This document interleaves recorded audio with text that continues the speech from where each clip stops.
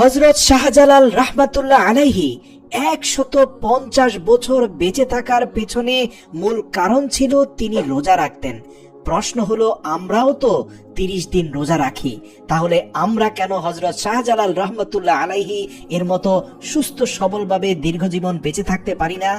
এর পেছনে কারণ হলো রাসূল সাল্লাল্লাহু আলাইহি ওয়াসাল্লামের দেওয়া নিয়ম শাহজালাল রাহমাতুল্লাহ আলাইহি যেভাবে পালন করতেন তা কিন্তু আমরা এখন করছি না। প্রিয় দর্শক, আমি ১০০% গ্যারান্টি দিয়ে বলতে পারি, এই ভিডিওতে দেওয়া নিয়মগুলো অনুসরণ করে যদি আপনি ৩০টি রোজা পালন করেন, ৩০ দিন পরে ঈদের দিন আপনার এই অনুভূতি হবে যে এই রমজান আমার জীবনের শ্রেষ্ঠ রমজান। আর রমজানের পর দেখবেন আপনি চমৎকার ঝরঝরে প্রাণবন্ত একটি আনন্দময় জীবন অতিবাহিত করবেন। সত্যি যে রোজা আমাদের প্রাণ শক্তিকে বাড়িয়ে দেয় এবং দীর্ঘ আনন্দময় সুস্থ জীবনের দিকে নিয়ে যায়, সেটা আপনি নিজেই অনুভব করবেন। যেমনটি হযরত শাহজালাল রাহমাতুল্লাহ আলাইহি, ইবনে সিনা এছাড়াও জগৎ বিখ্যাত সুফিগণ অনুসরণ করতেন। সর্বপ্রথম ১৯৯৪ সালে মরক্কোর কাসাব্লাঙ্কা শহরে সারা বিশ্ব থেকে বিজ্ঞানীরা একত্রিত হয়ে ৫০টিরও বেশি বৈজ্ঞানিক গবেষণাপত্র উপস্থাপন করেন। সেই সম্মেলনের নাম ছিল হেলথ অ্যান্ড রামাদান। সেই সেমিনারে বক্তারা বলেন, রমজানের ৩০টি রোজা আমাদের শরীরের জন্য একটা বিশাল সুযোগ। তারা এভাবে তুলনা করে বলেছেন যে একটা জটিল এবং কঠিন মেশিনকে যদি আপনি সারা বছর তার থেকে পূর্ণ সার্ভিস চান, তাহলে অবশ্যই মাঝে মাঝে সেই মেশিনটা কিছু সময়ের জন্য আপনাকে বিশ্রাম দিতে হবে। অনবরত মেশিন চালালে কিন্তু নষ্ট হয়ে যাবে।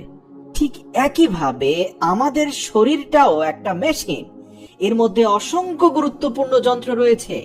এইসব মেশিনপত্র থেকে যদি আপনি সারা বছর পুরো সার্ভিস পেতে চান, তাহলে তাকে বছরে ১টি মাস পূর্ণ বিশ্রাম দিতে হবে।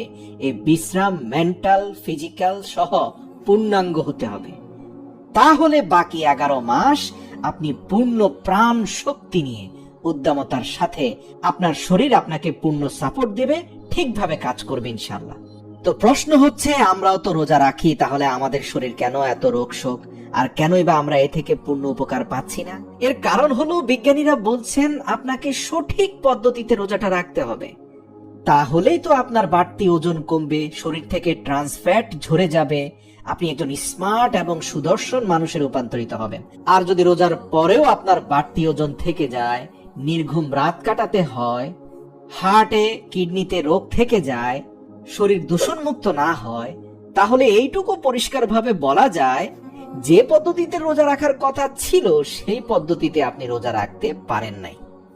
আমেরিকার সরকারি সংস্থা ন্যাশনাল ইনস্টিটিউট অফ হেলথের একটি শাখা হচ্ছে ইনস্টিটিউট অফ এজিং।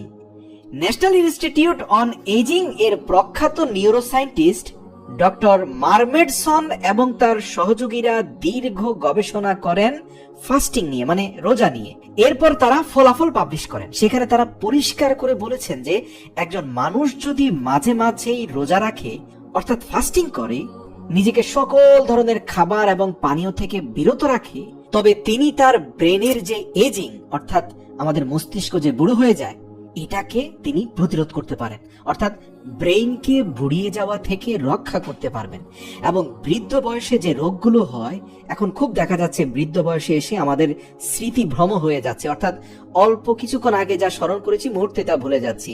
এই যে বিস্মৃতি, স্মৃতি ভ্রম হওয়া, এগুলো অবশ্য আজকাল যুবকদের মধ্যে দেখা যাচ্ছে।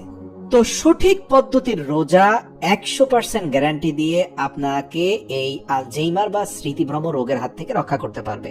বিজ্ঞানীরা বলছেন আমাদের রক্তের মধ্যে কিন্তু নানান রকম বর্জ্য পদার্থ, টক্সিন এবং ক্ষতিকারক পদার্থ ঘুরে বেড়ায়।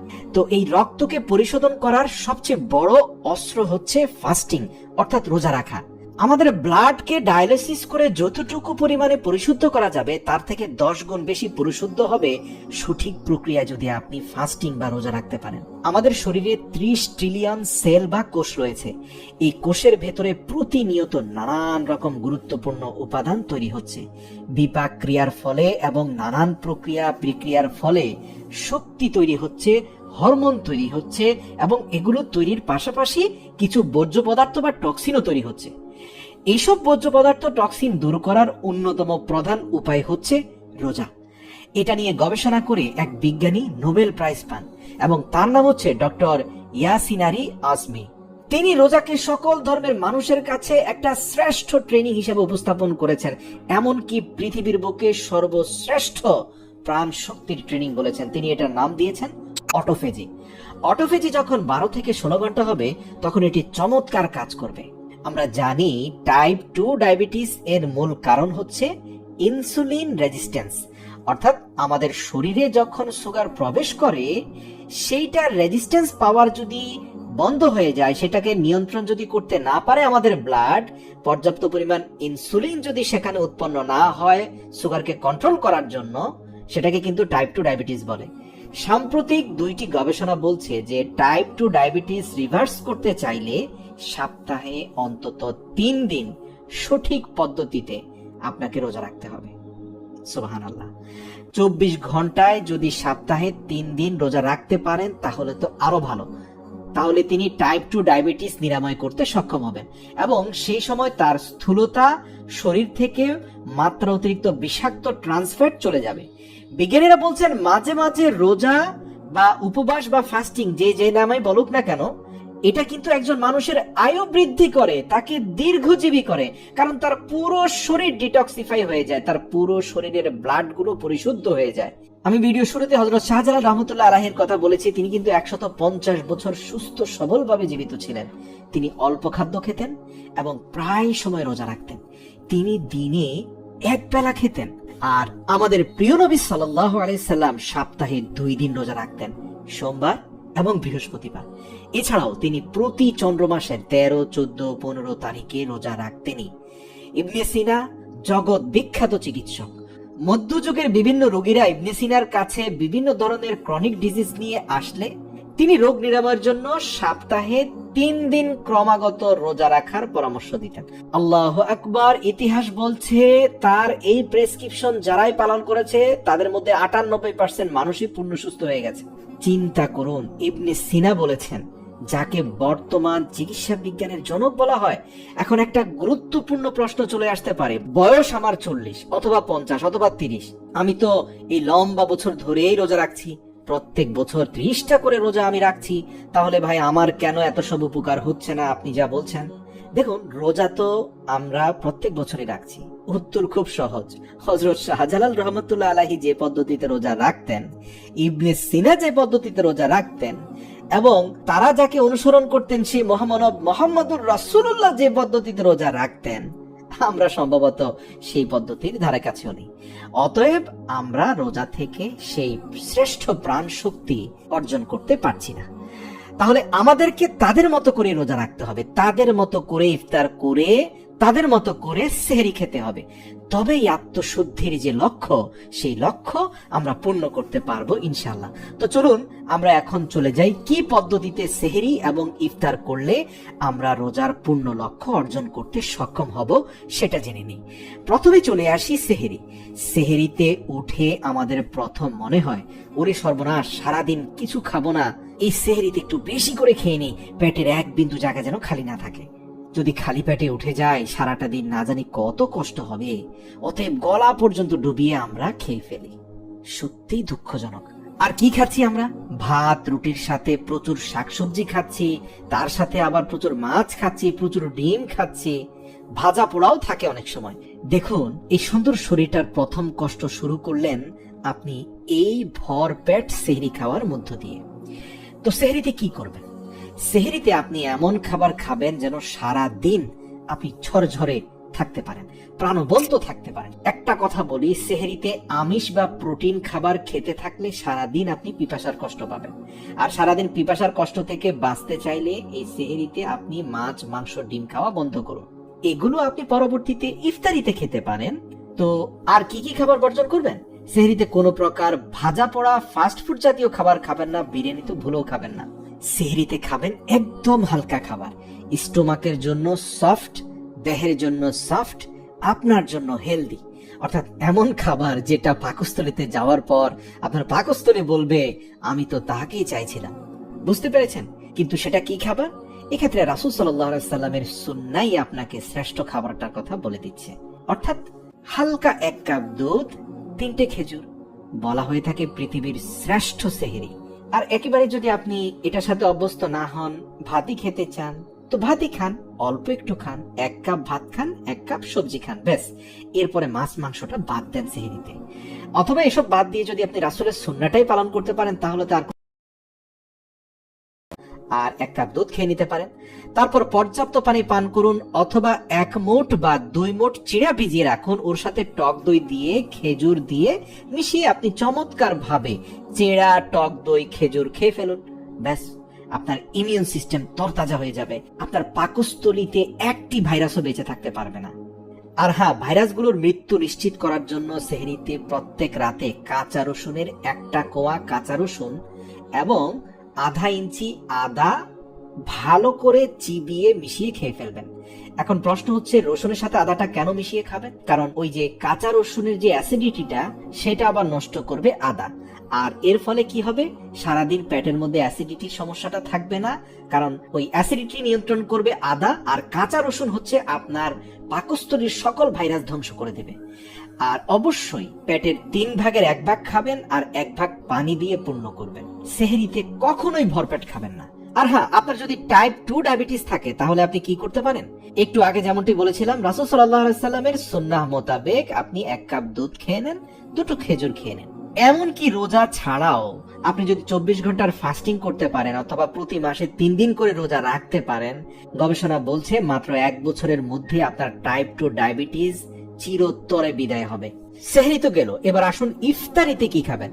ইফতারের কথা মনে হলে আমাদের মনটা আনন্দে ভরে যায়। কি চমৎকার প্লেট ভর্তি খাবার, মুড়ি, চানাচুর, ভাজা বেগুনি, পেঁয়াজু, চপ, চিকেন, ফ্রাই ফুড, এসব মৃত খাবার ভাই।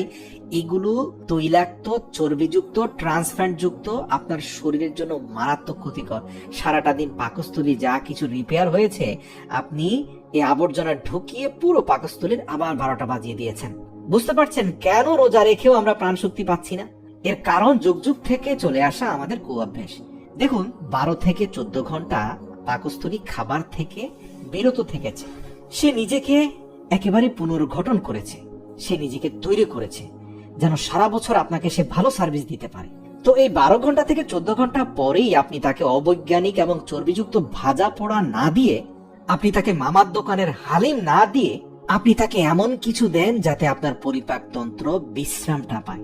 এই পরিপাকতন্ত্র রমজানের পূর্বে যেরকম ছিল, সে রমজানের মধ্যেও একই রকম অবস্থায় পড়ে গেল।